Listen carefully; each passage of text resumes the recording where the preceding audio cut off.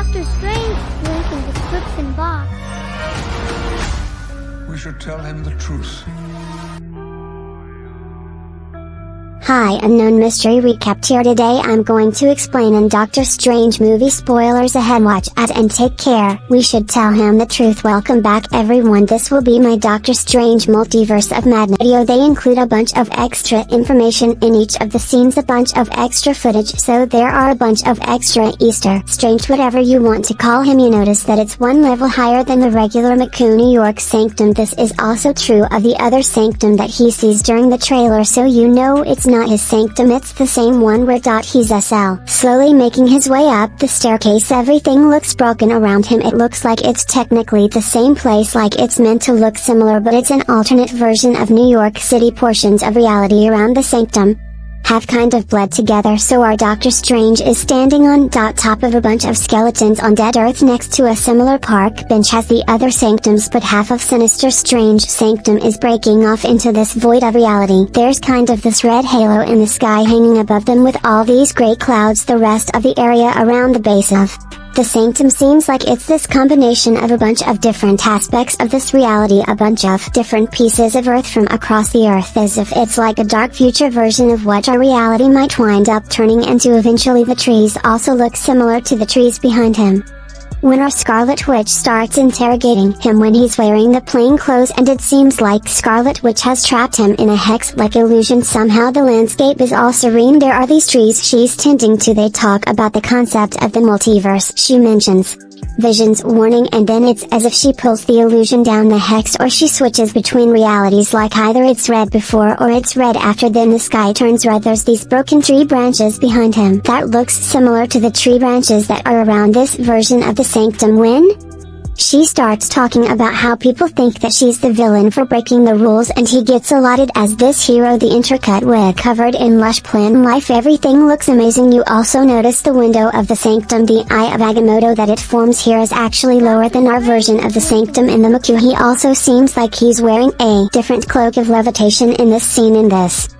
scene, the cloak of levitation is completely red. The back is a little burnt patch here. You also see the red patch version of the cloak when he's falling through realities with America Chavez, and you see the dinosaurs behind them. But when he's staring at Sinister Strange's sanctum, he has the blue patch on the cloak, as if he patched the cloak with this blue patch at some point. You also notice when he's with the Illuminati too, he's wearing base layers that are closer to his classic comic book classic Doctor Strange outfit. They said that his outfit would get more comic accurate in the movie. My assumption that this idealized reality with the plan life over all the buildings, and it looks like this really serene reality belongs to Defender Strange, because we know there are at least 3 variants of Doctor Strange in the movie are Doctor Strange, Sinister Strange, and Defender Strange. There are also 3 versions of Doctor Strange in the official poster and 2 versions of Scarlet Witch. Because we've seen 2 versions in the trailer, there might be a couple surprise versions in the movie, but I think for the most part these 5 different versions of the characters are the only versions we see in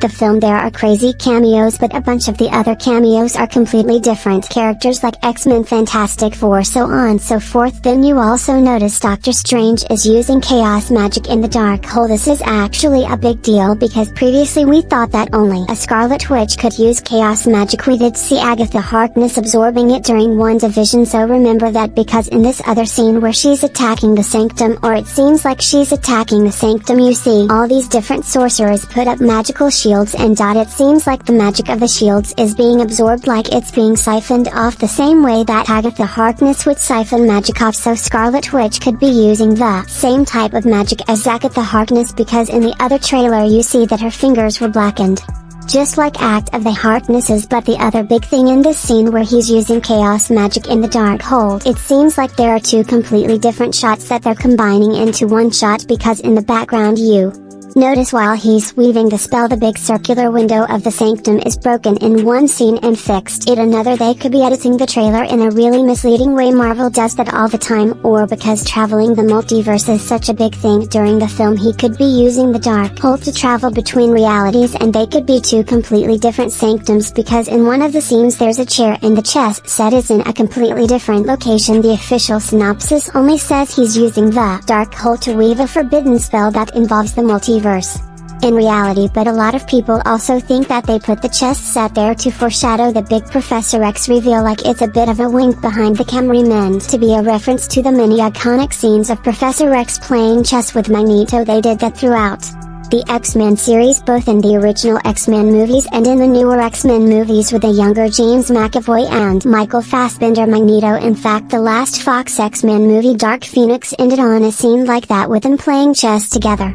But, as Deadpool would say, even though with all the timeline trickery between Patrick Stewart and James McAvoy, this Professor X in the trailer is not meant to be that exact same Professor X from those Fox X-Men movies. The producer implied that there were infinite versions out there. This was meant to be one of them, and he, along with the rest of the Multiverse Illuminati, are just versions of those characters that happened to join the Multiverse Illuminati. They also confirmed a long-running theory that they are using the Illuminati team name in the movie. We just been using the name as shorthand because that's basically what they're doing. They're basically a Multiverse Illuminati, but nope, turns out that they're actually doing it legit in the movie. They're all on Scarlet Witch's list, so we'll see if they wind up surviving the end of the movie. Also, I think that's one of the reasons why they made these alternate versions of the characters. Like this isn't the one from the Fox X-Men movies. You can also see much more clearly that there are 6 regular chairs and an empty space in the middle for Professor X's floating chair. The concept art made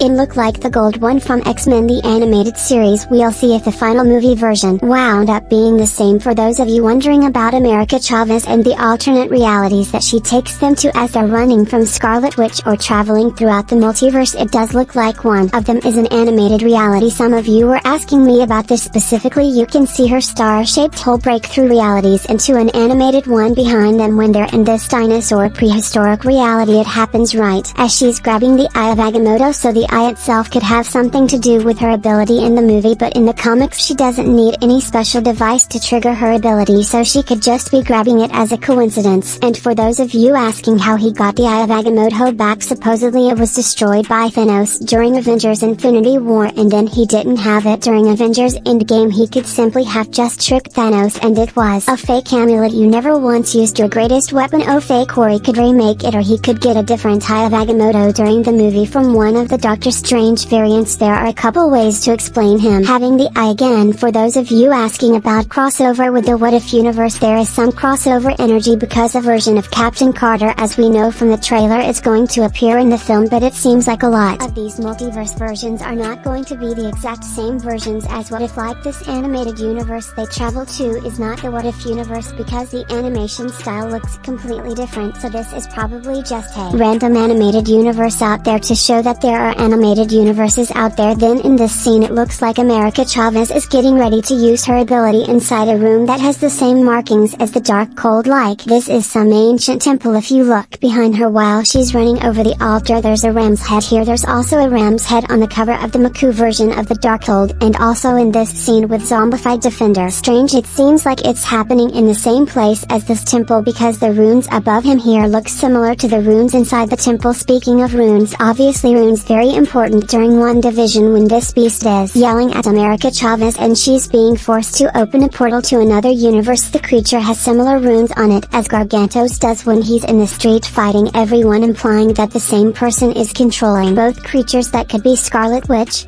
because she does have to get to this alternate Westview somehow, and when she does make it to this alternate version of Westview and she's with this version of Scarlet Witch, the variant some of you have spotted behind them, you see a picture of a plant that is the exact same picture that we saw during the Eternals movie. You've been asking me about this. Why is it the same picture? Is this some grand conspiracy theory? Normally you think that because it's Marvel there is something going on here, but I think what's going on is that Marvel filmed both of these different productions in the same location and they like to reuse the same props, because if you look here, the same giraffe showed up 4 different times in 4 completely different productions. First it appeared during Ant-Man and the Wasp in Cassie Lang's bedroom when she was a young child after Infinity War. Then it appeared again during Avengers Endgame in the bedroom of Tony Stark's daughter Morgan Stark. Remember, they lived at that cabin by the lake. Then in WandaVision it appeared in Westview, and then it appeared in Hawkeye in young Kate Bishop's bedroom in New York again. I think it's because Marvel films these movies, these TV shows shows mostly in the same location in Atlanta, and they like to reuse a lot of the same background props when possible. You thought we wouldn't notice Marvel, but we did.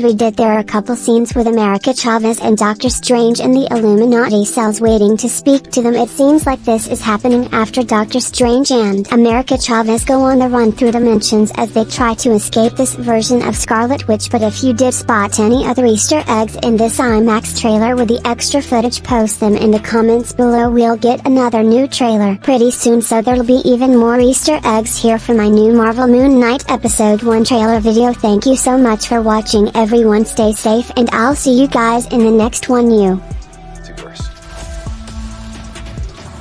It's life or death. Could use an Avenger.